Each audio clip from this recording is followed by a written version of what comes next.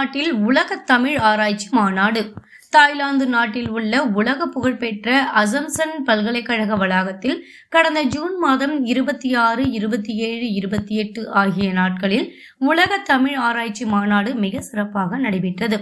11வது உலக தமிழ் ஆராய்ச்சி மாநாட்டை மிக நேர்த்தியாக சென்னையில் நடத்தி காட்டிய சர்வதேச தமிழாய்வு நிறுவனமான ஆசியவியல் நிறுவனம் அதன் அடுத்த மாநாட்டை தாய்லாந்தில் உள்ள உலக புகழ்பெற்ற அசம்சன் பல்கலைக்கழகத்தோடு இணைந்து நடத்தியுள்ளது. Canada, England, France, Korea, Japan போன்ற பல்வேறு நாட்டு அறிஞர்களோடு இணைந்து பல தாய்லாந்து அறிஞர்களும் ஒன்றிணைந்து தமிழர்களின் அயலக உறவுகள் பற்றிய ஆழ்ந்த ஆய்வுகளை இந்த மாநாட்டில் மேற்கொண்டனர்.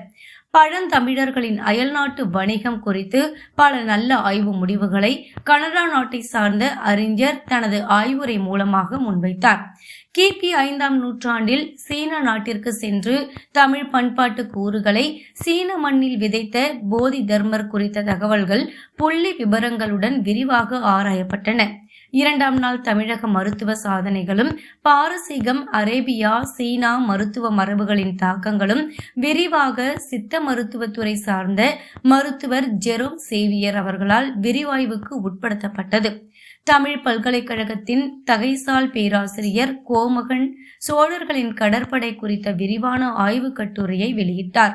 வடவேங்கடம், தென்குமரி, ஆயிடை தமிழ் கூறும் நல்லுலகம் என்ற குறுகிய தமிழ் எல்லை உடைத்தெறியப்பட்டு பாரெங்கும் பறந்து தமிழர்கள் உலக குடிமக்களாக வலம் வருவதை நிலைநாட்டியது இந்த மாநாடு. உலகம் தழுவிய இந்த மாநாட்டின் மையப்பொருள் குறித்த ஆசியவியல் நிறுவனத்தின் நிறுவன இயக்குனர் முனைவர் ஜான் சாமுவேல் அவர்களின் சிறப்புரையும், அசம்சன் பல்கலைக்கழகத்தின் கலைப்புல தலைவர் முனைவர் சயடா தனவிசு அவர்களின் வரவேற்புரையும் இந்த மாநாட்டின் தலைமை உரையாக அமைந்தன. தமிழர்களை உலக குடிமக்கள் என்றழைக்கும் தகுதிப்பாட்டினை தக்க சான்றாதாரங்களோடு பன்னாட்டு அறிஞர்களின் கூட்டு முயற்சியோடு நிறுவும் உயரிய தமிழ் பணியின் முதற்படியாக இந்த மாநாடு அமைந்தது. Ladies and gentlemen, please join me in welcoming Dr. John Samuel on the stage.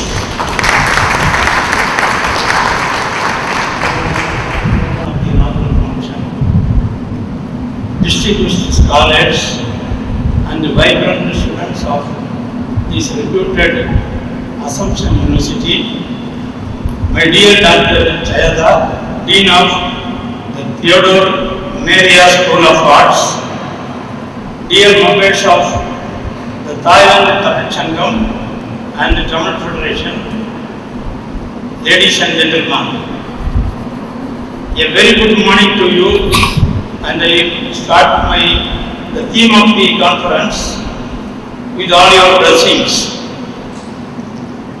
It is a matter of profound joy and professional pride to stand before you today at Assumption University.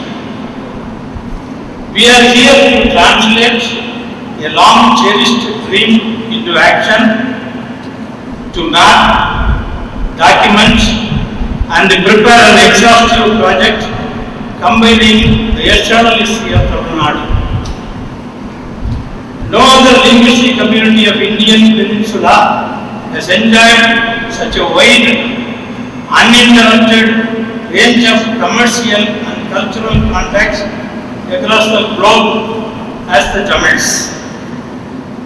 From the prehistoric voyages of our seafaring ancestors to the modern digital diaspora, the Tamil language and culture have left indelible imprint on global heritage.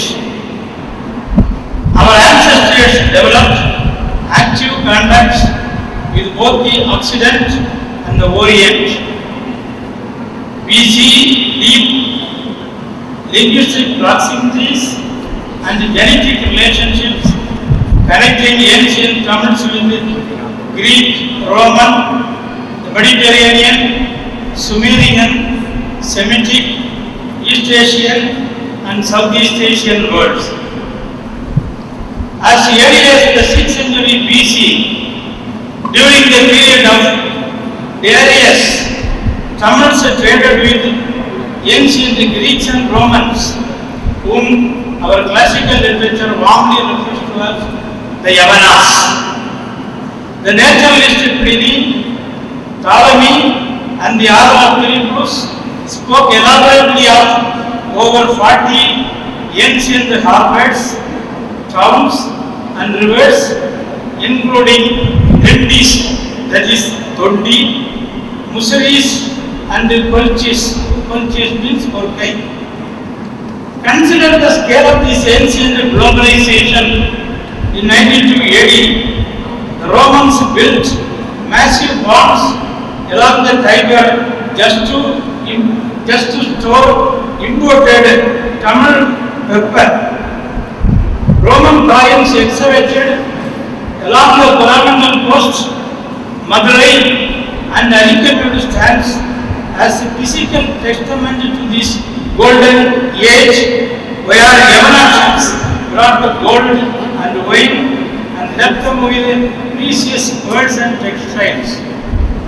It was during this very era of open oceans that Saint Thomas the Apostle arrived in South India, interweaving early Christian ethics to the fabric of the Tamil kingdoms.